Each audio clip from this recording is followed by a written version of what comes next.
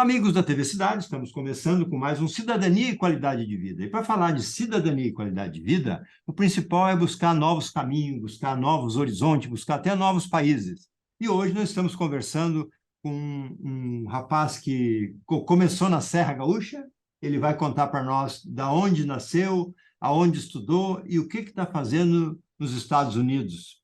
Para muitos, um sonho de consumo, estar no lugar onde esse rapaz está, que tivemos o prazer de conhecer ele em setembro, com uma visita pela UCS e pela SICS de Farroupilha, onde fomos em 15 pessoas, se não me lembro, se me recordo que é o número, e foi uma satisfação conhecer as instalações externas, porque na época não podia entrar, em várias empresas, e esse rapaz nos recebeu muito bem, nos dedicou um tempo muito precioso dele lá, com preciosas informações, que já está rodando na nossa rede, na nossa grade de programação desde setembro. Obrigado, Tomás Nora, por aceitar o nosso convite e dispor do seu precioso tempo para as informações dos nossos telespectadores em todas as nossas redes sociais. Com você a palavra. É um prazer, Glacier. Obrigado pelo convite, pelas palavras. É sempre um prazer poder falar de volta para a população da Serra Gaúcha, que é o lugar que meu coração sempre vai estar. Respondendo a tua pergunta, o que tu solicitou, eu sou nascido em Caxias do Sul, criado maior parte do tempo aí. Fiz a faculdade de Engenharia Elétrica em Bento Gonçalves, então Caxias, Farroupilha, Bento esteve na minha vida por pelo menos 5 anos.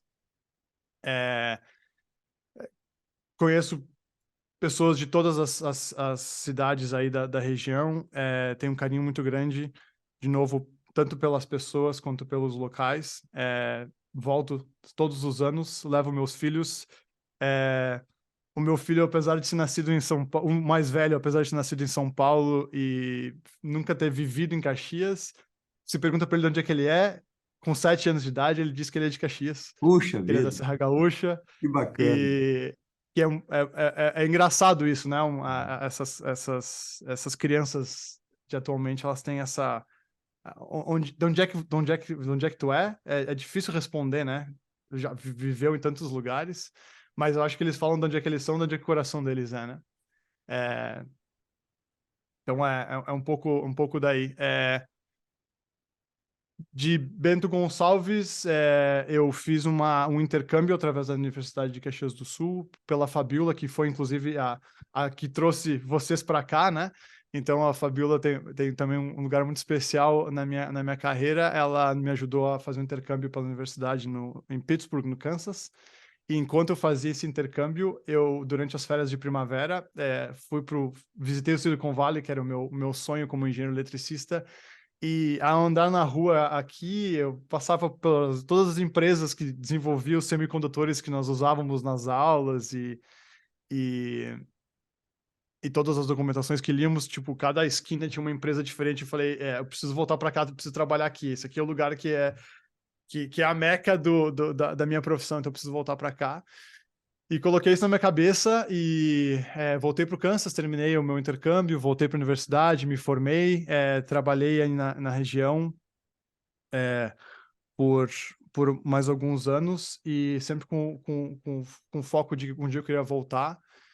E em 2010 eu consegui passar numa universidade aqui, na Universidade de Berkeley, que é aqui na Bahia mesmo. Fiz uma pós-graduação aqui. E aí, a partir dali, consegui emprego e fui ficando.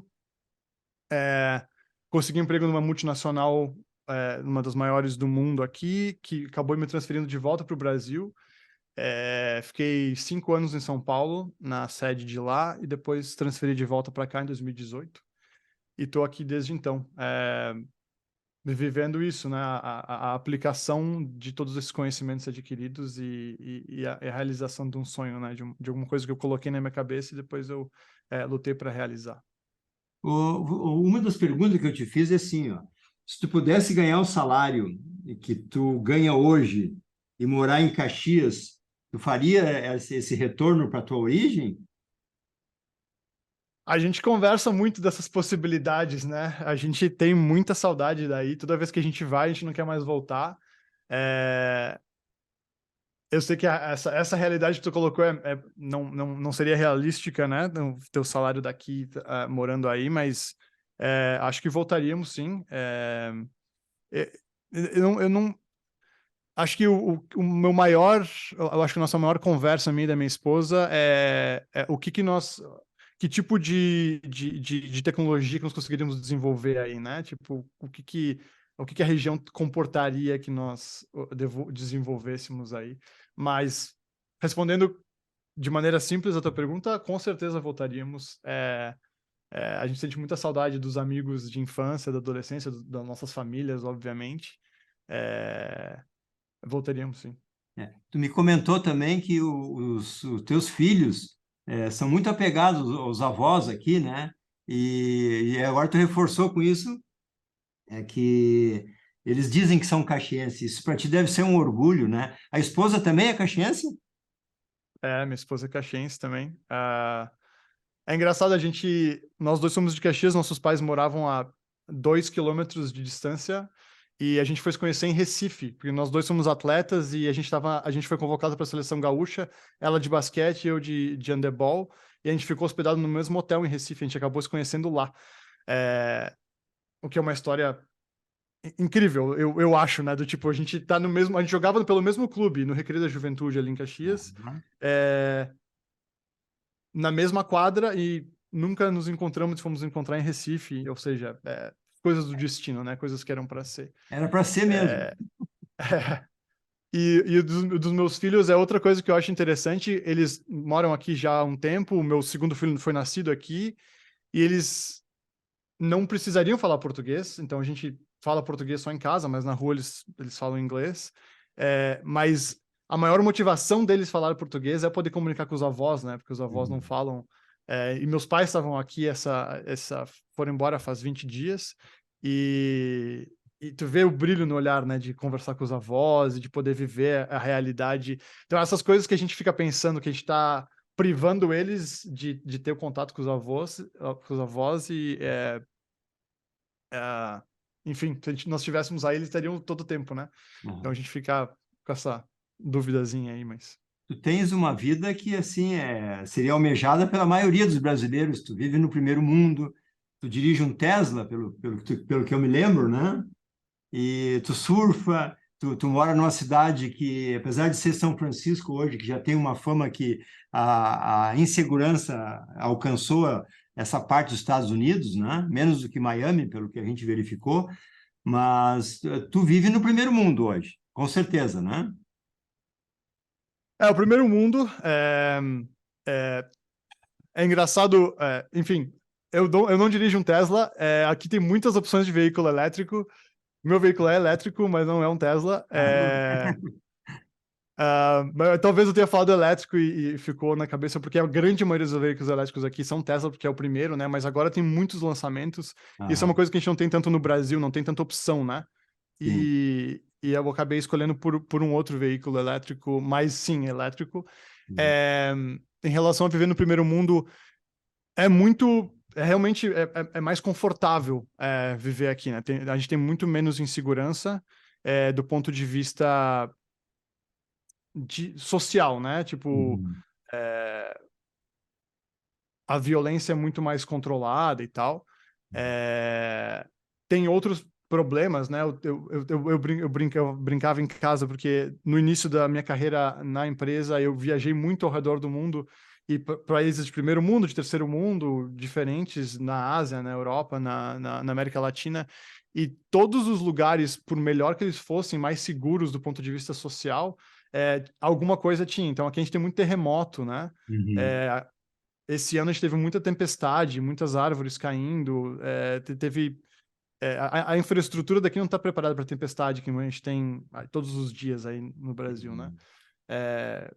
Na Austrália, por exemplo, tem muito animal peçonhento, muito ataque de tubarão. Todos os lugares que são aparentemente perfeitos, assim, eles têm algumas das... Então parece que todos os lugares do mundo têm mais ou menos esse equilíbrio, sabe? Do tipo, Uhum. é seguro por um lado, mas é perigoso por outro. Então eu não sei, eu vejo como esse equilíbrio. Nesses 13 Do anos, ponto... nesses 13 anos Pode... de Califórnia, tu passou por algum terremoto bem sinistro, assim, que abalou? Sim, quando a gente quando eu morava, quando eu estava fazendo a pós-graduação lá, e depois trabalhando em Oakland, que é na parte leste da Bahia aqui, a gente morava nossa casa, se tu olhasse no mapa, era em cima da Hayward Fault, que é uma como que Placa? é? Uma das falhas tectônicas, ou a divisa entre duas placas tectônicas. Eu não sei, eu acho que eu acho que é falhas. É, Em falha. cima de uma das falhas, Certo. a falha de Hayward. Uhum. E qualquer terremoto a partir de 3, a casa era um sobrado, tinha 2 andares. São apartamentos, então, né? Tipo, não tem muito a teoria de apartamentos altos de tijolo, é tudo de madeira. Então eram 2 sobradinhos, um em cima do outro. Nós morávamos no de baixo e qualquer 3.0 da escala já balançava a, a casa toda. Era Uhum. assustador. Mas E não a chegou gente a pegou cair, vários. não chegou a cair. Não, não, não, porque eles são feitos. Como teve o grande terremoto em 89, 88, 89, o que tinha para cair caiu naquele, né? E Uhum. todas as estruturas já estavam sendo preparadas para suportar esses grandes terremotos. Uhum. E então a casa ela é de madeira e ela é feita para balançar, ou seja, tipo meio que ir conforme o balanço da Terra e depois, pum. Então, tipo, de certa maneira é seguro, né?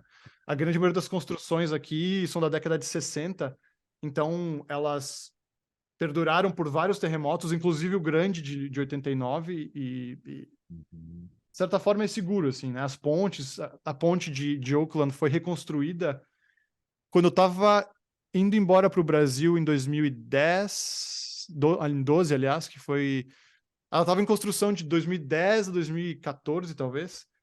Eles demoliram a ponte que não era preparada para terremoto e construíram uma nova que era preparada para terremoto. Ou seja, tipo, a infraestrutura ela é preparada para Uhum. para suportar esses terremotos. A tecnologia dos Estados Unidos é primeiro mundo em tudo, né? Tem muito investimento, né? Tem muito dinheiro e, enfim, agora com essas novas crises aí causadas por guerra e pandemia, tá um pouco não tá mais tão. Parece que tinha dinheiro sobrando, né? Tinha muito dinheiro, Uhum. construía tudo. Agora parece estar mais controlado, assim.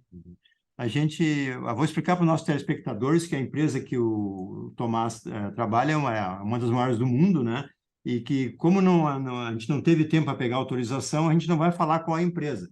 Mas há quanto tempo você participa dessa empresa que você atende praticamente o mundo dentro da sua área? Eu comecei em 2012, em janeiro de 2012, então faz 11 anos 11 anos que eu já. tô lá. Eu já passei por algumas áreas enfim, o produto ele é global, né? Então a gente tem a gente tem que aplicar essa tecnologia no mundo todo. E no início eu até viajava para o mundo para aplicar pessoalmente. E agora eu faço mais um cargo de gerência, então eu tenho times espalhados pelo mundo que executam o trabalho. É, Em torno de, a, em torno de quantas pessoas tem sob seu comando nessa gerência? a gente não fala números exatos, Sim, sim. Em torno de mas é mais do que 10. mais do que 10 É, mil? não. Ah, enfim, eles estão espalhados no mundo todo, né? Então são poucos representantes em cada continente e, E e a cada gente acaba tendo contato com bastante. Como é que é? desses 10, cada um tem as suas equipes. Isso. Uhum, tranquilo. E com relação assim a essa disputa, aí na Califórnia existe uma disputa assim para roubar um gerente de uma grande empresa para outra? Como é que é essa disputa de grandes talentos como o teu? Eu acho que teve bastante quando teve o boom da tecnologia, né? De ter essa disputa, de olhar por salário e, e cargos. Então, tipo, uma empresa queria oferecer melhores condições do que a outra para tentar, entre aspas, roubar o talento, que não é, de fato, não é roubar, né? Tipo, é só... Isso. É o base do capitalismo, né? Tipo, tem uma melhor oferta aqui, tu vai para lá. Tem uma melhor oferta aqui, tu vem para cá. Eu acho que teve bastante e talvez tenha sido o que fez com que essa crise agora das techs, começou a crise das techs, né? De tipo, eles inflaram demais, esperando que o boom da pandemia, que estava todo mundo usando a parte virtual, crescesse muito, e agora teve uma redução, então estão diminuindo os quadros, né? A parte positiva disso é que as outras áreas acabaram perdendo muito profissionais bons, né? Tipo, Uhum. tem... uma das concorrências que eu gosto de citar aqui é o Amazon tem o serviço de entregas que é o super bem difundido aqui nos Estados Unidos. E o Walmart, que tem o Walmart mais aqui, que é o concorrente da Amazon. Mas o Walmart é conhecidamente uma empresa de lojas físicas, então eles não conseguiam atrair os talentos que a Amazon conseguia, porque a Amazon é uma empresa de tecnologia. Com Uhum. esse balanço que a Amazon acabou demitindo muita gente, muitas dessas pessoas vão acabar migrando para esse outro ramo, que é o Walmart, e talvez consiga colocar em par de igualdade para que eles possam concorrer de maneira igual, né? É, então, eu acho que no final das contas vai acabar se equilibrando e, é o natural do mundo do capitalismo, né? Tipo, é tentar equilibrar e aumentar o lucro das empresas. E com relação à inteligência artificial, só se fala nisso agora, né? A empresa que você trabalha e a concorrência estão investindo a maior parte do desenvolvimento novo, da inovação em cima disso? Então, eu não tenho visibilidade interna do quantidade de recursos que está sendo usado, não faz parte da minha área, mas pelo que eu tenho lido fora, nos jornais, o investimento é completamente focado nisso, né? Eu acho que é o próximo passo da tecnologia, assim como não existia internet, a internet passou a ser parte das nossas vidas. Eu acho que o próximo passo é a inteligência artificial ser parte das nossas vidas.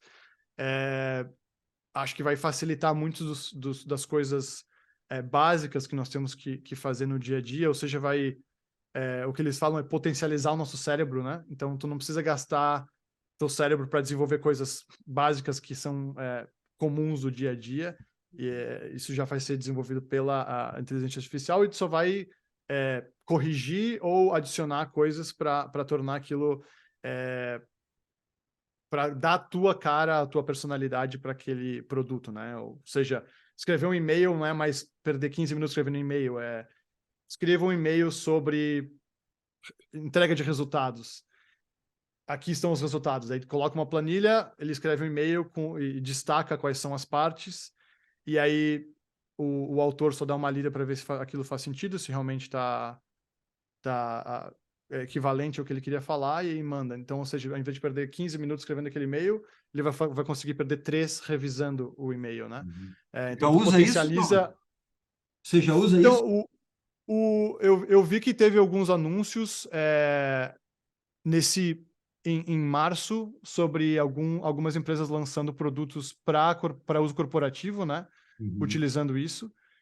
Então eu sei que são produtos que já estão no mercado e, e eu acho que assim que uma lança, a outra vai tentar buscar. Então eu acho que essa é aquela parte da concorrência boa, né? Em Certo. vez tá sempre desenvolvendo uma coisa para o outro lançar a próxima. Uhum. E assim, ó, com relação a tu é uma pessoa muito procurada, tu recebe muita visita, né, na tua empresa e tal. Quais as perguntas assim que mais te chama a atenção da curiosidade dos visitantes, por exemplo? Como a área que eu trabalho é de mapeamento, a primeira pergunta é qual lugar qual a frequência de mapeamento da tal área?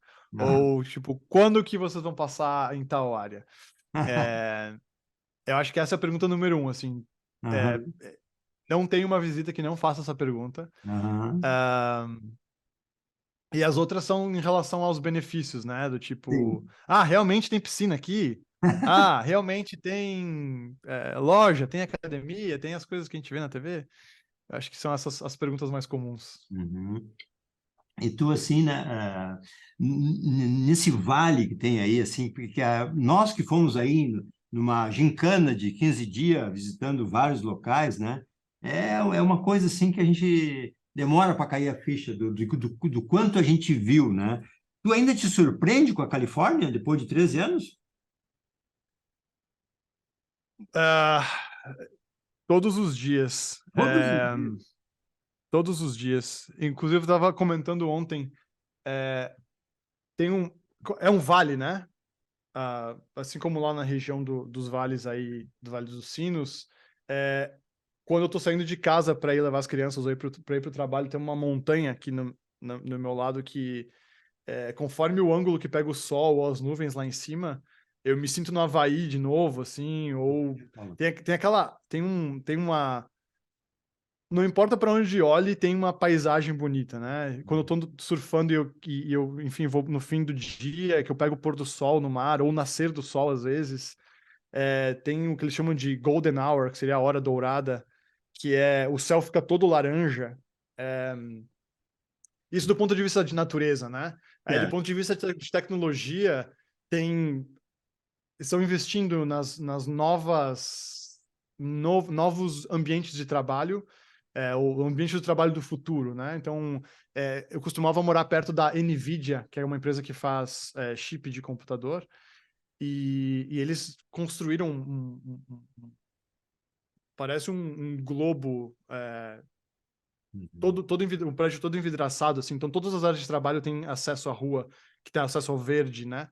A Google tem os novos canopies que eles construíram, que tem dois andares dentro, com todas as áreas de trabalho também tem acesso a externo, com telhado solar, realimentação, a água que usa nos vasos sanitários são águas que saíram das torneiras. Então, tipo, tem toda uma reutilização extremamente sustentável.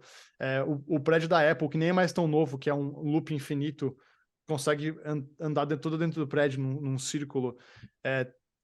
Essas tecnologias que as empresas têm desenvolvido para atrair, volta para a tua pergunta anterior, né? Esses investimentos que as empresas fazem são quase investimentos focados para atrair talentos, né? Uhum. Eu quero trabalhar naquela empresa que tem aquele prédio, que tem não sei o quê, né? Uhum. Então, eu acho que essas coisas, do ponto de vista tecnológico, é, a, o, o- eu sou um cara muito preocupado com o meio ambiente também, então eu acho que eu vejo muito telhado solar e carros Uhum. elétricos, que são as duas coisas que eu acho que combinadas fazem muito sentido. Eu vejo muito telhado solar no Brasil também, eu acho que tem um Uhum. grande apoio para financiamento deles e os preços estão caindo. E eu acho que o carro elétrico vai fazer sentido quando tiver essa infraestrutura solar colocada, né? Porque não adianta a gente colocar carro solar, carro elétrico, sendo que o que produz a nossa energia é carvão, né? Ou é, ou formas de produção que não são ambientalmente corretas. Então, acho que essas pequenas coisas que chamam a atenção todos os dias, assim, que eu consigo ver, não é mais, não é mais o futuro, sabe? Tipo, a gente tem que pensar qual que é o futuro baseado no que a gente vê hoje, porque aquilo que nós pensávamos que, o futuro as pessoas vão ter carro elétrico. A grande maioria dos carros aqui já são elétricos, né? A Uhum. grande maioria das casas tem telhado solar. Então, o que é o próximo passo? Uhum. E com relação assim à distância que você tem do centro de São Francisco, a tua localidade, quanto é que é, mais ou menos em quilômetro? Da empresa ou de casa? Não, da empresa, da empresa. Da empresa, tudo depende do trânsito, né? Sem trânsito, uns 25 minutos, 35 minutos. É. E a Com vantagem trânsito vai para uma hora, hora e 15, né? Uhum. Mas a vantagem é que todo mundo anda de carro, né? Mesmo tendo vias de 5 vias e com viaduto em tudo que é esquina, né? Isso é uma coisa também que chama muita atenção. O americano sempre gostou do carro, né? Não existe metrô, coisa assim tão usáveis, né? Então, eu acho que esse eu acho que é a próxima barreira que os Estados Unidos têm que aprender, talvez com a Europa, é o transporte público, né? O Uhum, transporte público aqui, ele é existente, mas ele não conecta muito bem, porque as cidades, elas são muito planas, né? Como eu falei antes, tem pouco prédio, né? uhum, Até estava falando que antes, o prédio que eu morava eram 2 andares, né? Não uhum. eram, tipo, prédios altos. Então, a população fica muito espalhada. Para te conseguir acessar um metrô, teria que pegar, tipo, um ônibus que deixa num daqueles light rails, que deixa no trem. Então, tipo, os 25 minutos que eu falei acabam se tornando 1h30 só de transporte. E é caro, e é muito caro. Então, não tem nenhum atrativo para a pessoa deixar o carro em casa e pegar o transporte público, né? Então, talvez o próximo passo aqui seria esse. E se fala muito disso, né?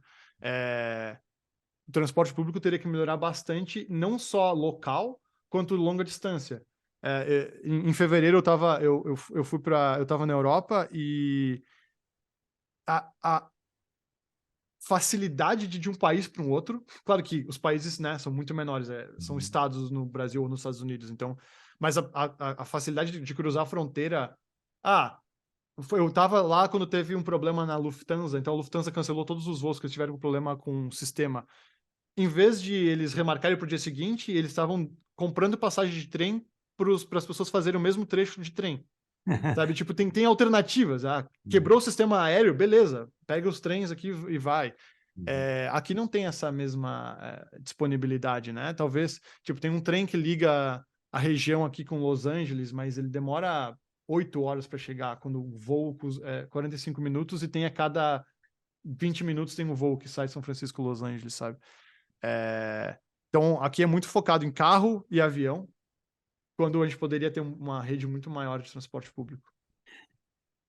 Tomás, Nora, que satisfação, obrigado. Infelizmente, o nosso tempo é um pouco limitado também, né? Mas assim, a casa está à disposição quando tu vier pela Serra, se quiser trazer os filhos para conhecer um estúdio de televisão, que a gente diz que é uma TV comunitária, mas a gente tem uma montagem que realmente atende assim às necessidades de qualquer estúdio de TV. Hoje nós temos os nossos números na rede social muito interessante, em 7 anos, nós temos 8.600 vídeos no Google, temos 1.350.000 visualizações e temos mais de 50 programas lá na playlist, né? E essa semana recebemos a notícia que temos mais de 100.000 horas.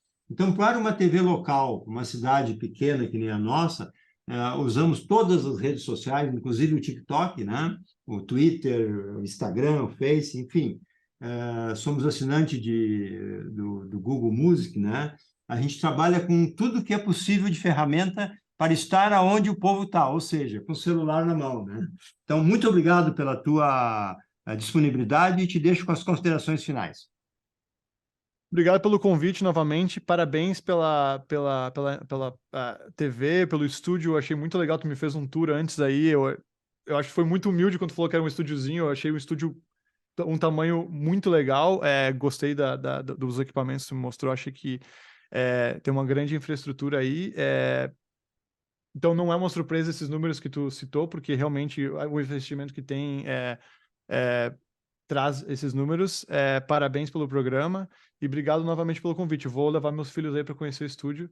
Eu acho que eles vão gostar bastante. Obrigado, um grande abraço.